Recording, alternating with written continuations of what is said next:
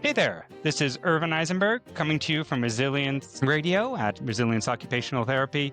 This is a second video or audio, depending on how you're consuming this media, in a set of interviews with Dr. Turner Osler. He is the inventor of the Core 360 chair. The previous video, we get into what that is and why he invented it, and I'm sure we'll get more into that here as well. The typical disclaimer I give is that none of this is meant to be medically diagnostic or prescriptive. Everyone's got their own healthcare needs. Additionally, not everything said is necessarily my opinion or the opinion of Resilience Occupational Therapy. However, I am an affiliate of Core 360 and have an affiliate link because I sought out, I liked this product. A client came to me saying, hey, this is a great product, borrow my chair. And I went, this is pretty great, and decided that I wanted to see if I could help market it. Brief story on that is that I had been teaching a client, trying to teach them some micro movements to free up their pelvic floor while sitting. And while I was teaching them that, something about doing that movement caused my back to seize up. I could feel my deep six rotators just seized up. They didn't like that micro movement for me. I got through the session. It was still useful for the client. I didn't share that happened to trigger something for me. I sat with that and walked with that and stood with that for a few days. It wasn't a major problem. And when I have injuries or experiences in my body, I like to sit with them and explore it so that I can learn from them versus immediately try to fix them, because I'm not afraid of it. And that gets into a whole nother neuroscience of pain conversation that we don't have to have today. But the client, it was about 5 days later when I was still experiencing this pain in my sacrum and low back, that someone brought in this chair and said, hey, Irvin, check out this chair. Take it as a long-term loan. I sat in the chair, and in about 30 seconds, I felt something shift. and I stood up, and it was 90% better. And the next day, it was 100% better and went away. It's definitely not a magic bullet that's going to fix everyone's back pain, but it was kind of humorous, and I felt telling that whatever I had done that just caused things to seize up and be unhappy, giving a little bit of a chance for a more dynamic micro movement of the pelvis allowed that to free up. It's such an interesting story you tell, but I don't know how to break this to you. It's not original. We hear this all the time. It's astonishing to me how many people get trapped in some locked-in position and can't find their way out. And sometimes for a long time, sometimes for weeks, sometimes for months, sometimes for years. And it turns out that what they need is a whole raft of movement propositions about things to try until they find a way through that space. And by sitting on an unstable surface, you really get to try out a lot of different possibilities. And the human brain is, this is a little geek, but it runs kind of a Markov chain Monte Carlo simulation exploration of the space. You move in one way, and if that makes you feel better, that's where your posture goes. If it doesn't make you feel better, you go back to where you were and you try something else. And by trying little tiny movements, and with a simple rule, if it's better, go there. If it's not better, go back where you came from. You can explore an immensely complicated space of possible postures for your pelvis and your back and the rest of you, and pretty quickly find your way out of wherever you were trapped. So your story, I love hearing that story, because really it's very hard to get people out of that kind of place, because we don't really have a vocabulary to describe what, do something with your teres minor. So we don't have a vocabulary for it, but it doesn't matter, because, when you're exploring a movement space, you don't need words, you just need the movements. I feel like in my work, your description swapping out a few words could describe a lot of the structural work that I do with clients as well. I used to think I was coming in sort of from on high and correcting people's posture and showing them what the correct way to do, almost a very puritanical, egotistical approach. But the reality is the work I do is I'm offering options. And 90 or 99% of those options, the body's going to go, nah, I don't need that. But the 1% of that's interesting and opens up a possibility here. And then that's interesting and opens up a possibility over here. And eventually the body goes, we have more possibilities. And by having outside influence in this case, someone who does the same hamstring stretch is going to stretch the same parts of their hamstring that are already loose each time they go to stretch it. And the tight part of their hamstrings is likely to remain tight unless an outside force whether it's a dynamic wobbly thing that they're on, right? Or whether it's me pushing into somebody's hamstrings, can help get you out of the rut of doing what you already do and entrenching that deeper. And I think we're not new with this idea. I think this idea has been around as long as humans have had bodies, maybe 300,000 years. And I think that finding different movement possibilities is a lot of the appeal of dancing, because when people are dancing, they're moving in unscripted ways. And so more movement possibilities emerge. I don't know if you should have just gone to a disco or whatever people do these days for your particular issue. But I kind of think this is a space that dance helps with. I'm not much of a dancer myself, but it's a private hypothesis I have. Well, I mean, a large form of Chinese medicine is Qigong and Tai Chi to an Right, extent as which well. you can think of as a dance, exactly. I am very interested in Tai Chi, and I found it personally to be a huge help because it gets you to explore spaces that you otherwise would have missed. And I know that you have some Aikido background as well. And what I love about Aikido is you're exploring spaces and almost all of it's done with a partner. So you're Right, and the engaging with partner is somebody helping else's you. system. Your partner is helping you explore that space, and you find yourself moving in ways that you might not have thought of, but oh, that's interesting. So this leads me to you've got some alternative health background as far as you mentioned to me in some emails prior to this that you've had Rolfing done.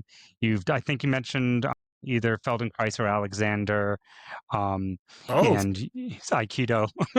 So how do you feel that background plus trauma surgery has led you to or influenced your path to the Core 360? I think I followed the same path you did. I used to think I knew things, and now I've discovered that you know, uh, your patients are really teaching you things. Or in our case, when we talk to people who are trying out our chairs and struggling with their own sitting issues, they're teaching me now. In medicine, we say bad doctors learn from books, good doctors learn from their teachers, and excellent doctors learn from their patients. And I kind of think that's right. It's by talking to people about what works and what doesn't that you kind of learn how everything works. Yeah. So I wanted to get into a couple other things. We're talking about movement. We're talking about things being dynamic. I know you wrote a brief thing on the 10,000 steps, which people are trying to hit their 10,000 steps. And it's nice to have goals, but could you speak to that, where that comes from, and maybe adjust what goal we should have? So we've known for a long time that walking is terrific for people. We're designed for it's kind of a self-sharpening tool because for 300,000 years we didn't go to the gym to like work on our lats.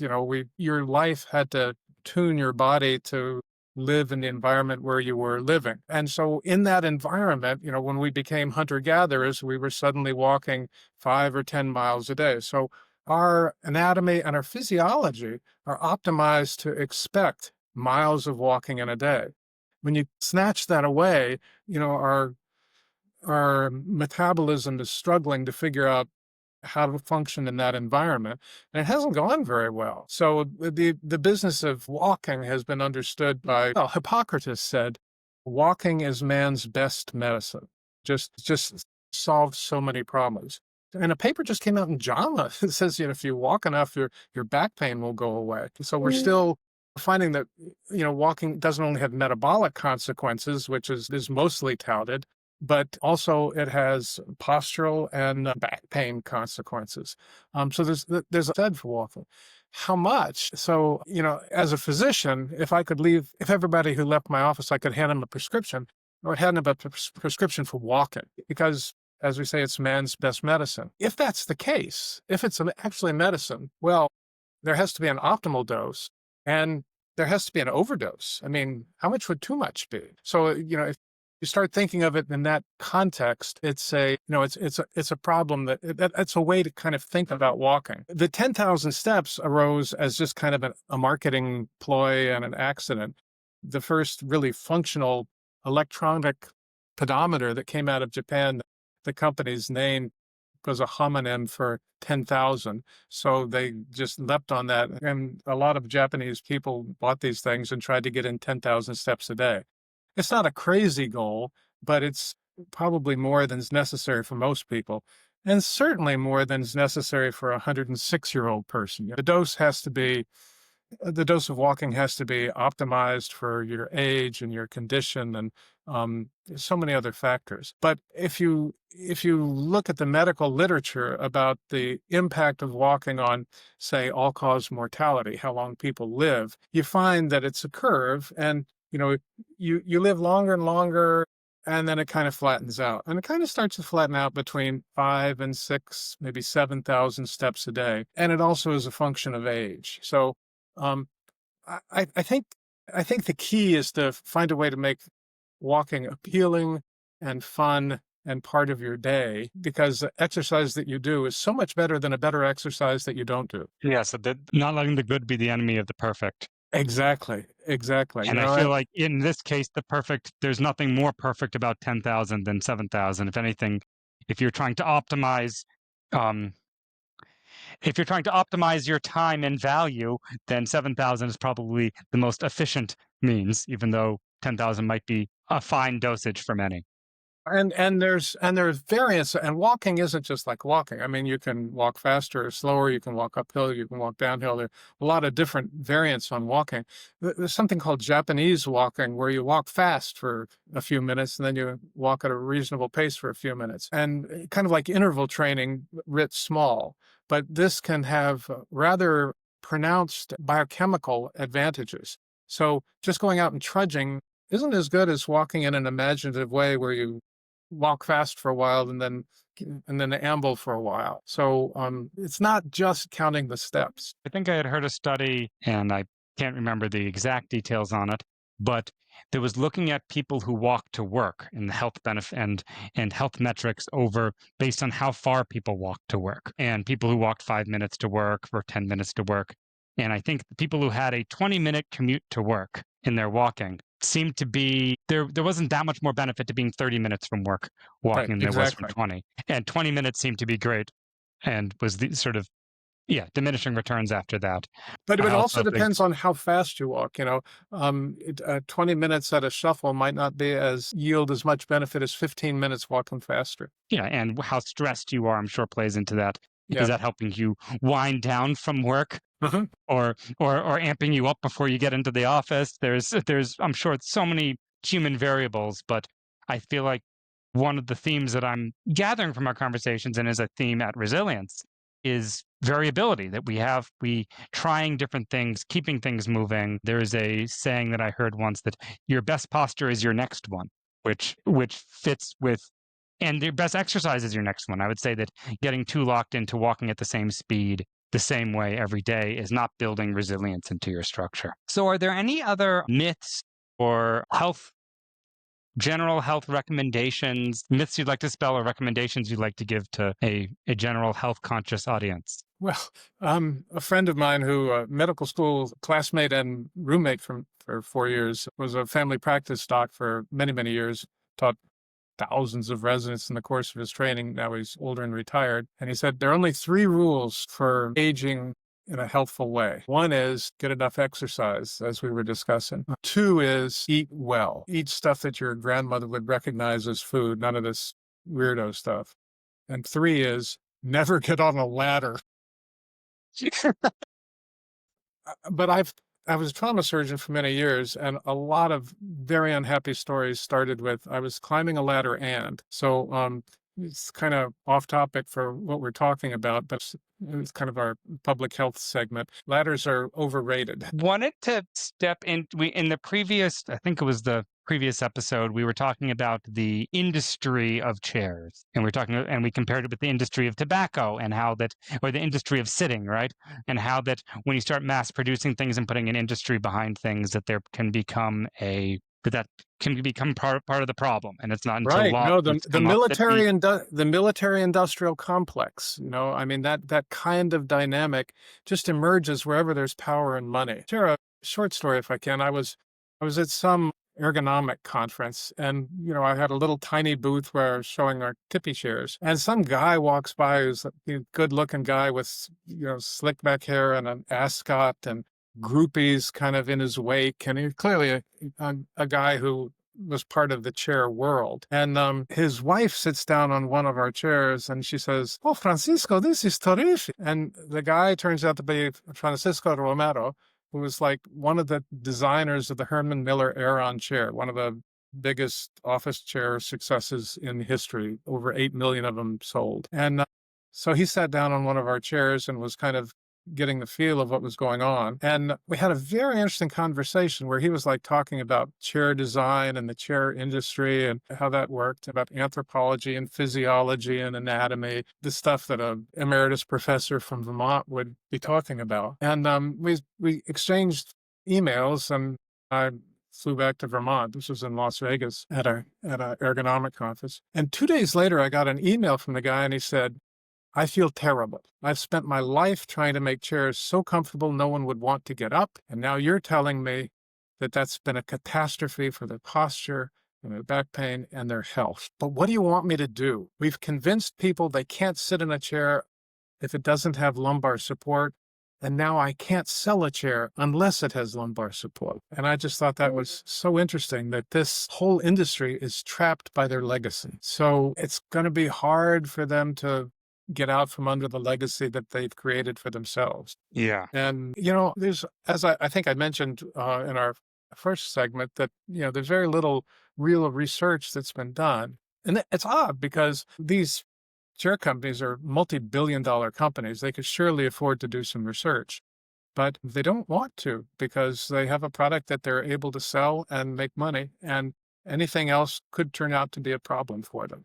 So when you look for research about how sitting affects humans, what you get is crickets from the industry, and you find, a handful of people working in the ergonomic space, publishing in, the journal Ergonomics, trying to do research on these kind of topics, but it's not a lot of funding available because big chair is not interested. Okay. So people can add that to their list of big oil, big Big tobacco, military industrial. big chair. I didn't know if you wanted to speak briefly to Catherine Kabaskan Ramin. I don't know if I've pronounced her name correctly, but her book Crooked, which is talking about the back pain industry. So anybody who has back pain should read this book before they do anything else.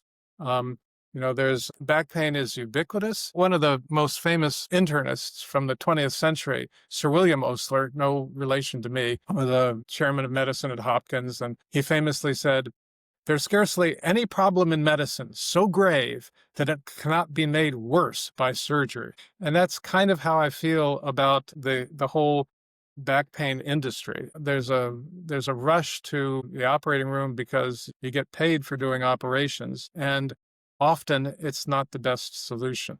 Catherine's book is terrific because she's lived that life. She's had back pain and it didn't go well.